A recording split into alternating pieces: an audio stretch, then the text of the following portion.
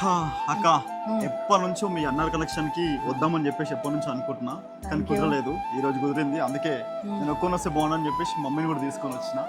So mummy తోటి నేను ఎక్కడికి షాపింగ్కి వెళ్ళినా, ఎంత పెద్ద షాపింగ్ మాల్కి వెళ్ళినా ఒక 2 చీరలు కొనుక్కోవాలనుకుంటే ఒక 2 గంటలు 3 గంటలు టైం పట్టేది.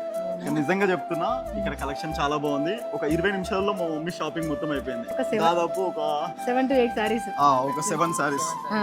7 sarees జస్ట్ ఒక 20 minutes లో షాపింగ్ మొత్తం అయిపోయింది. 20 minutes లో కూడా నీ సగం వీడియో చేయడానికి అయింది. షాప్ ఎవరిదో కాదు, మా అక్కదే. ఖచ్చితంగా అందరూ వచ్చి విజిట్ అవ్వాలి. అమ్మా అక్క, ఇంత తక్కువ బడ్జెట్ లో ఇంత మంచి సారీస్ వస్తాయని చెప్పి నాకు అస్సలకి తెలియదు.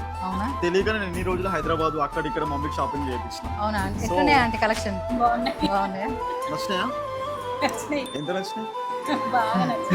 నిన్ను తిట్టే అంత అందరికి బాగా నచ్చుతుంది చూడు, అంత నచ్చినాయి. ఇంత హోల్సేల్ ప్రైస్ లో ఎందుకు ఇస్తున్నారు?